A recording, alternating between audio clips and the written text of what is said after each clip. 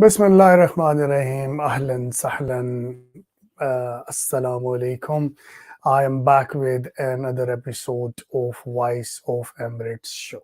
This show always bring such kind of high caliber Emirati women in the show that is an example as is a leader in their town, and they are doing amazing job. And today my guest is from the beautiful mountains of Rasul Khaimah. Rasul Khaimah is an amazing Emirates. Those who are familiar with Dubai, it's just like 40 minutes away from Dubai airport, and surrounded by beautiful mountains, resorts, a lovely place to go and visit. This lady is an HR expert, uh, life coach. She can turn your professional career into an amazing position where you can just fly and you go on the top. And she has multiple awards, which I'm going to ask how she get that awards. And also I'm going to ask a lot of questions about how she turned into a successful woman. She is the best selling author. Her book is really amazing to read, and few of her life salient features, which no one knows. Today, she is going to share. So, please welcome in the show Mona Al Hibsi. Assalamu alaikum, Dr. Musa. How are you? I'm How's good. everyone? Mona, thanks for joining us live from Rasul Khaimah. Ramadan Kareem. I hope your fasts are going really good. Ramadan in Rasul Khaimah, can you tell me, like, is it same like in Dubai, Abu Dhabi, or it is a bit different or more traditional? Would you like to say something about Ramadan in Rasul Khaimah? Yes, sure. So, in the beginning, thank you, Dr. Musa, for hosting me, and I wish you and all the listeners and viewers Ramadan Kareem.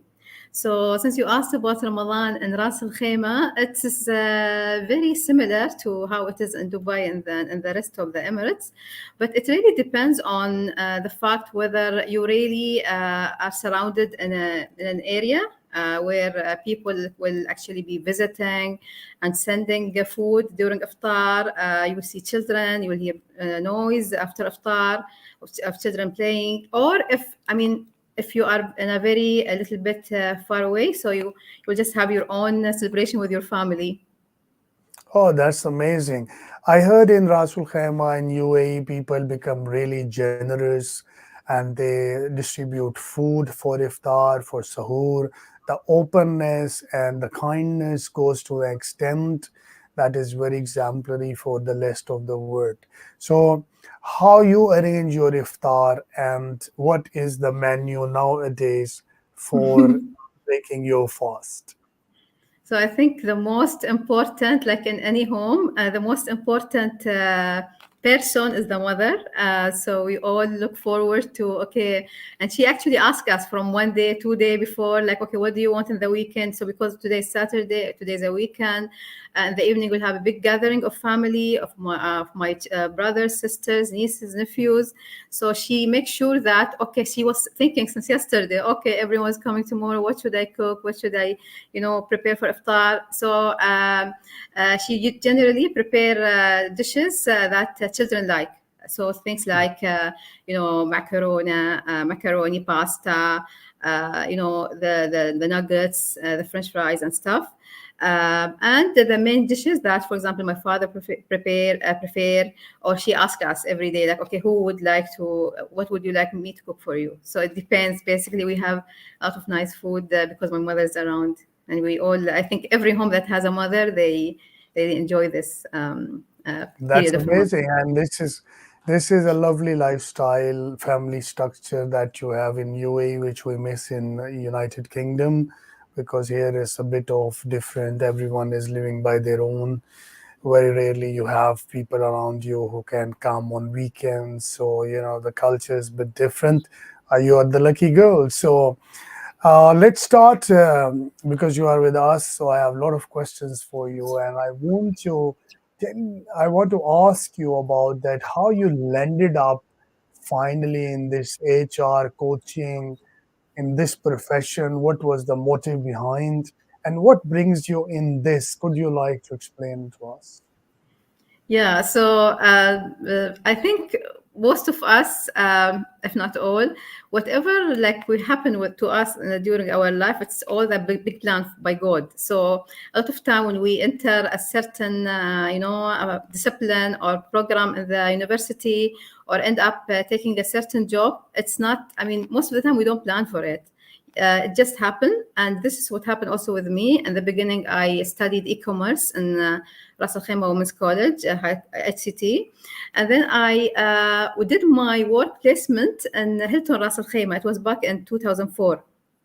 So when during my work placement, I was so much amazed to see how the operation happened in the hotel, how people work in the hotel, how friendly it is, how multicultural it is, and I was really amazed by that. And I decided at that point that I would like to make my career in hospitality.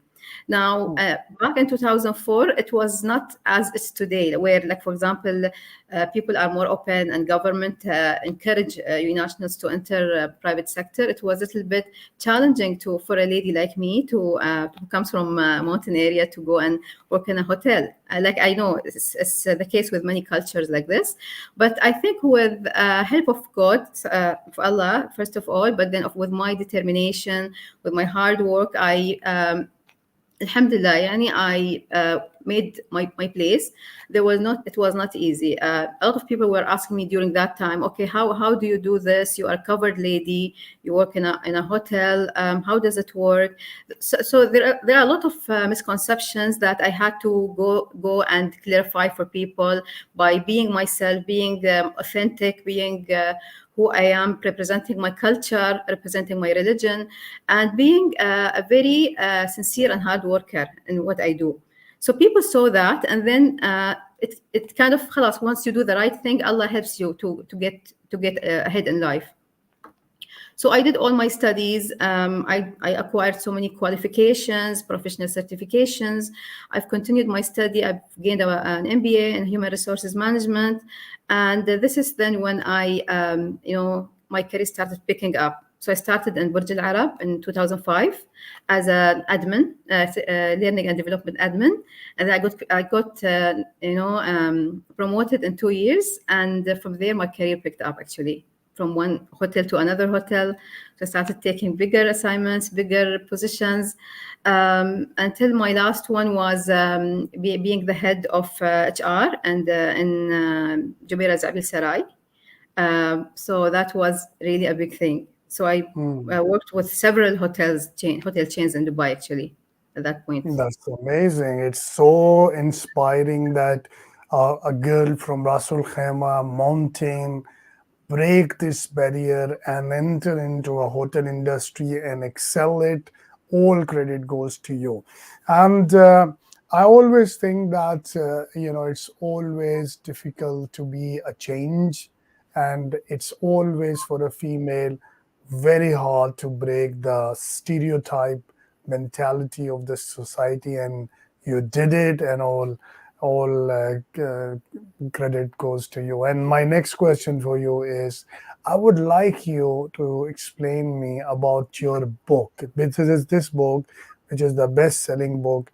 What came in your mind as in a busy schedule and focusing on academically? That because you're a graduate, you know how to read, write, and understand and think. So you transform these abilities into a book. What is this book about, and what is the motive behind? Can you please elaborate on it? Yeah, sure. So my book is called Beat the Odds, and it is basically talking about my career journey, how I started in a career or in a industry which is hospitality, as I mentioned, and how anyone can actually get started in any, let's say, unpopular field, and make his or her way up. Especially being a woman, I've shared a lot of my career tips and techniques in the book, which enabled me to actually be where I was in my career before I leave my corporate job. So it's all about tips, techniques, and also I thought about okay, so if I went through all this and I could do achieve a certain result, I think everyone else can do if they follow the simple tips that I've gained from my career. And also because I wanted always to leave something, because no one knows how far you will work, how far you will do this, how far you'll be in this life. So I wanted always to leave something behind me that people can benefit from even after I go from here. And I think this is really ingrained in our religion, because it says like after we die, nothing will help us except the knowledge, the beneficial knowledge that we leave for people, and the children who pray for us, and anything charity that we keep and people benefit from it. So I consider this as a knowledge, and also like if I'm here or not here. Oh, that's amazing. It's a very valuable contribution by you for the followers that want to learn and see the things. I would like you as a female, what challenges, resilience and obstacles you felt when you are working, and how you face them, how you cope with them, and how you make a strategy to overcome. This will be a very important point for my audience to learn from you on this. Please go ahead. Yeah, sure. So, actually, whenever you get into a career or something you would like to do, something, there will always be competition. There will always be people who are not supportive, things that will make your journey a bit spicy and not very straight. So it's like it's totally up to you what tools you have. So I would focus on on the word tools, because tools mean here everything that you would use throughout your journey to get where you want to get to, so to achieve your goals, to get your destination, and so on. So for this, I used my of course common sense, and I always follow my intuition, because I'm a very intuitive person. I think intuition is something that God has given every human being, and it is something that guides us in this life. So when there is something that you need to achieve, you need to always have that sometimes some moments of silence to connect yourself and say, okay, what I'm gonna do now in this situation. So having worked in an industry where is a lot of it was like Emiratis were very a minority, I would say, at that point, and it's growing now, but it was not easy to venture in such a career. Again, the fact that I'm a lady, I am covered.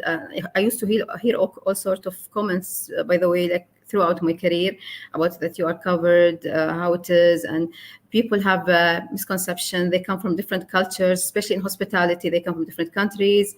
They have different, thoughts and beliefs. So I think the only thing, the tool, after obviously taking the help of Allah and asking Him for help, is to believe in yourself, self-confidence, believe in yourself, believe that you can do it. Set goals for yourself. So for me, I always had goals. At some point in my career, I actually sat, and when I tell the story to anyone, they always laugh. I sat and I made a future CV, how my CV will look like after 10 years. And I actually fed in all the qualifications I wanted to have after 10 years, all the, let's say, skills that I would love to be acquired, all the awards that I would love to win. And I think that was really a turning point in my career, because when I even tell my sisters or anyone who I talk about this experience, they feel like, oh my God, how did this idea came to you? So I think usually they say when you write your goals, it always materializes somehow. Allah help you Wow. to make it happen in reality. So actually, I kept on opening this, and in fact, modifying it with time.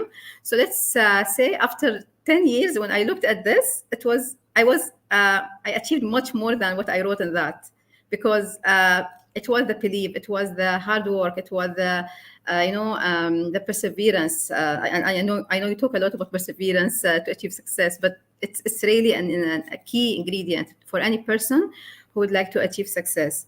So I think it's always looking ahead and having a plan and just going for it, and Allah will help all the time. You're right. You're right. This is the secret of all. You compose it into a very condensed information. I think it's very useful. I always believe that a man is somehow successful, but it is also creditable.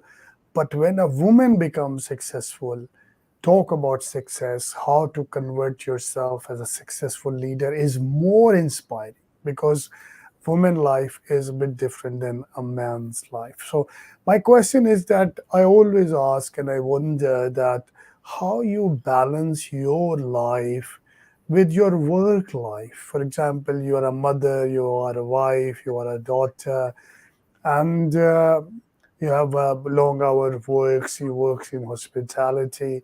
How you manage your personal life with the professional life, this is very, very important to ask from you. So please enlighten us on it. Yeah. I think the question is really asked all the time by everyone, that how it is possible to do everything.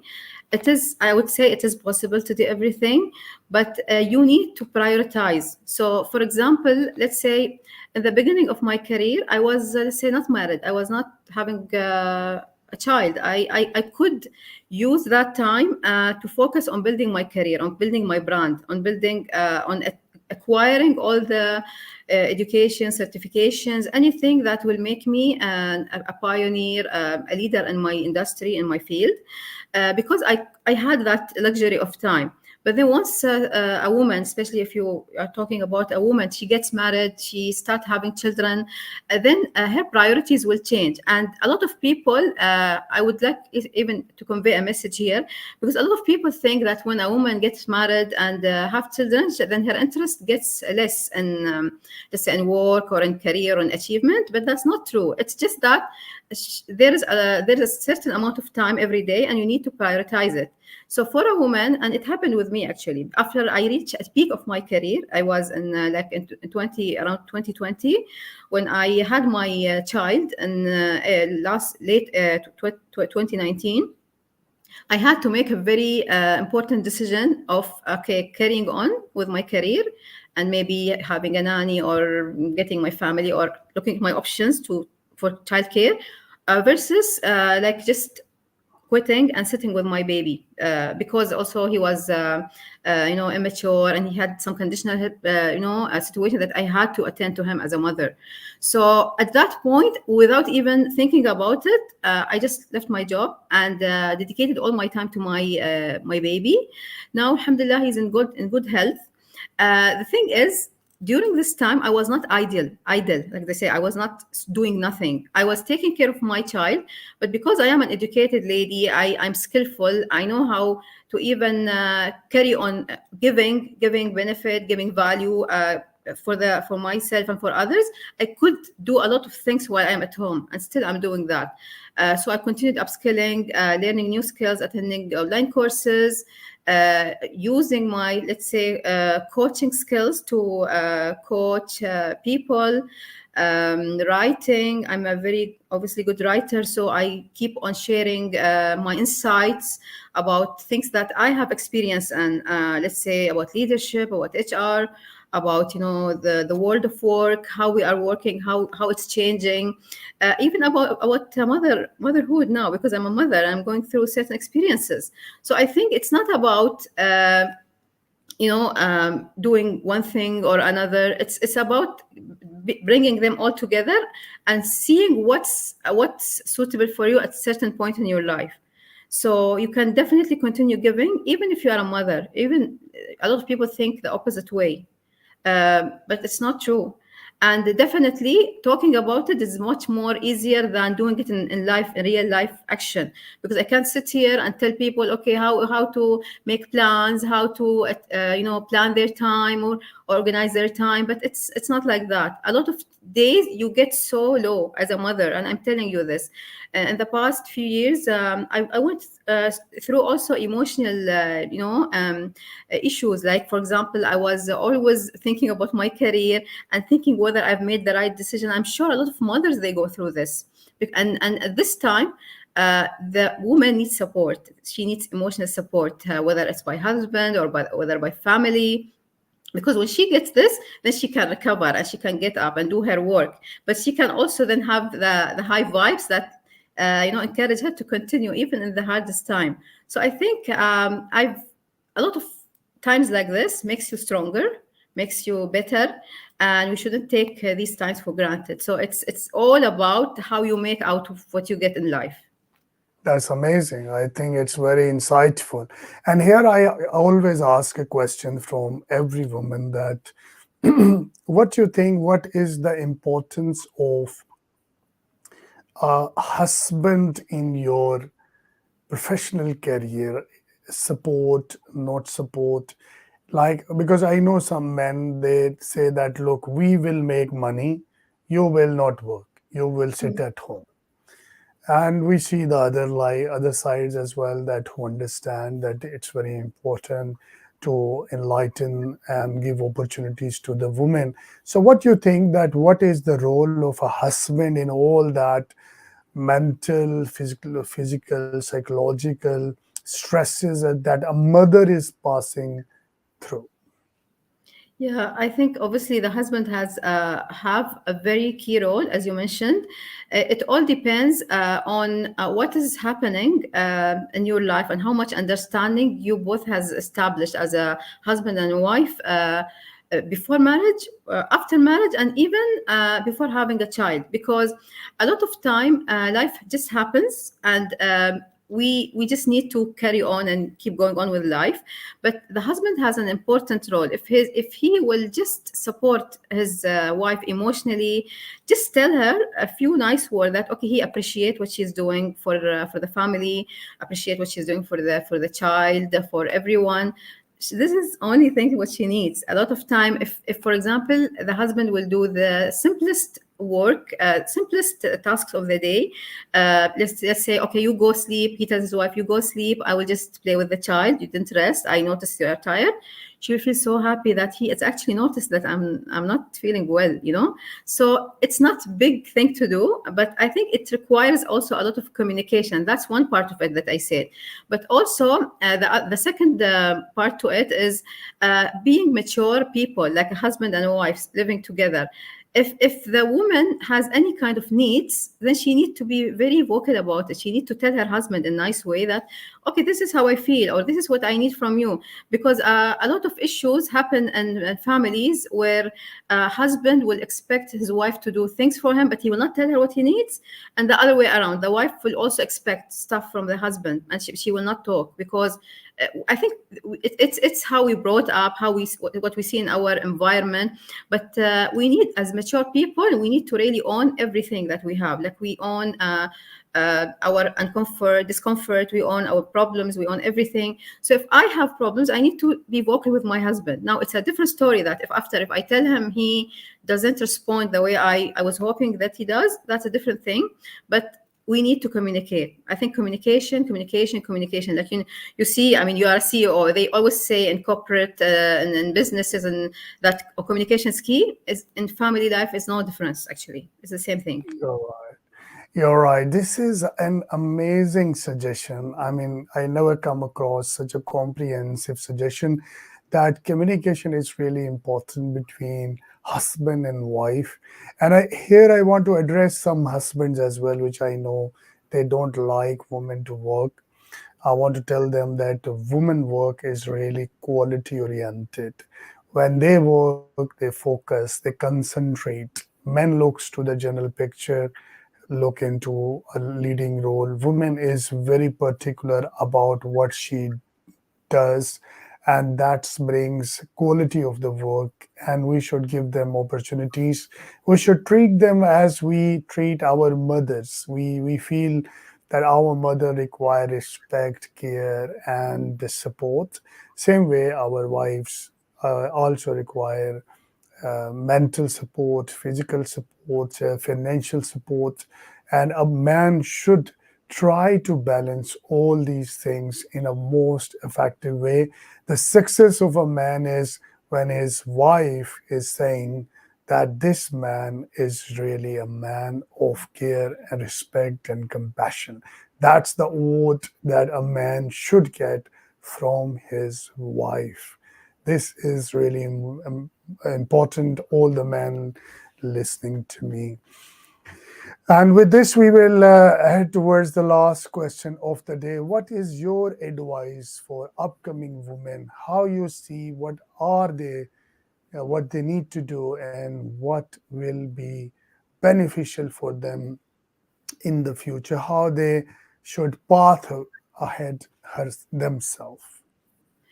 Yeah, so as I mentioned even earlier, it's all about having that time of silence, of time of reflection, sitting with yourself and realizing, okay, or trying to understand what are your strengths, what are your skills, what are your hopes for the future? What do you want to do as a woman? Which are the areas that you would like to make a difference in? So based on that, you will have your plan. So once you have some kind of idea, you will make a plan, like you set goals, you make a plan, and if you are obviously like you have your family, talk to your husband, talk to everyone who's concerned, try to plan your life together, because as you also mentioned, it's once the wife and the husband becomes one family, then everything in the family has to do with both of them. So we don't have that like, okay, everyone would like to plan their life separately. There is a space element, of course, but then everything should be to the advantage of the family, to the bigger, benefit of the family. So once the woman has a plan, she try to execute it. She go attend courses in that area, skill herself.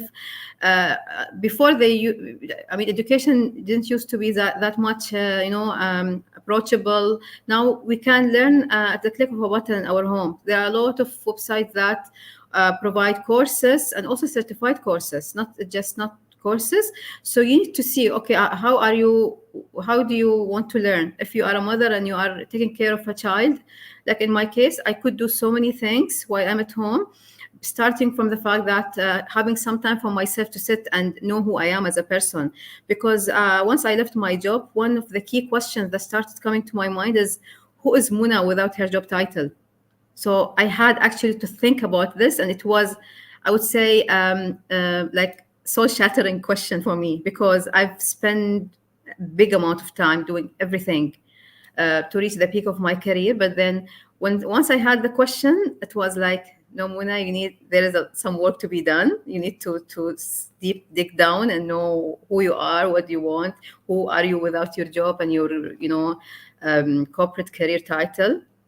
And I think a lot of women, after having a child or getting married, they have this kind of identity crisis, and they want to know which one is more important. Do I focus on my career? Do I focus on my family? Or how do I do both? Exactly like you asked me, how do you do this? I would say every person's journey is different. So it's not about just copying and pasting other people's journey. It's about benefiting from what they have learned, what they have said. But every person has to walk his journey alone. For that, you need to have a strong connection to God, to Allah, and understand yourself, and do what's right to make your goals materialize in this life. So learn skills, talk well to people, and put in the hard work, because work is important. And it's a very important element in our religion as well, because people, when they talk about work, they think it's a separate thing, and the religion is a separate thing, but it's not like that. Actually, in our religion, work is the worship itself. Like any person who goes to work or do anything for the sake of work, to make this world better, to benefit people, to do anything, add value in his community, this person is like he or she is going for something very noble. It's part of worship. So this is how someone would always be forward looking to achieve what they want to achieve in life. That's amazing. I think this is a very nice advice for our audience. And with this, I want to thank you for joining us today. And I'm looking forward to have you in my shows in future. Inshallah. Thank you very much, Dr. Musa, for hosting me. That's great. So this was so here we will conclude our episode for the day. This is an amazing guest I had. She is dynamic. She is innovative. She is she turns the life of a person into a new person, in a new personality with her coaching skills and human capital management is really important. If you get a nice human capital in your company, in your home, honestly, the organization will change. If you have better people, better team, better performance will come out. This is what is the importance of HR experts, life coach, and the success coach in our life. Month of Ramadan is going on. We all are fasting, and this is a month of blessings. So I always advise that wherever you are, you're fasting, keep a good care of your nearby people, either your brother, your sisters, your kids, your neighborhood. Open the doors of your home, open the zips of your pockets, and spend people on their iftar and sahur. Give them gifts, because in the Ramadan, anything you do, it give you rewarded multiple time more than a normal day we do. Ramadan is a blessed month. In this month, all the bad doors of hell closed and the doors of heaven opens. God becomes extremely merciful. Already He is merciful, but in the Ramadan, everything goes higher and higher in mercy.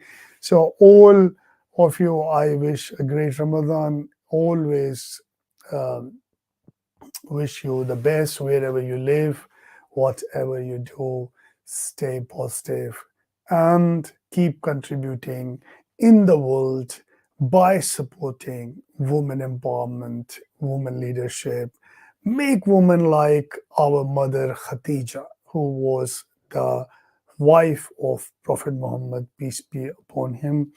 And she was a business lady, she was a house handler, she was a support for the Prophet as a wife, and everything is so ideal. We want to see everyone, all our Muslim girls and women like Khadija. With this hope that the world is positive and we are very hopeful things will be brighter and brighter. I want to thank you for joining us today, and I'm looking forward to see with my new guest in the same show next time, same time. Till then, Allah Hafiz. Goodbye. Take care of yourself.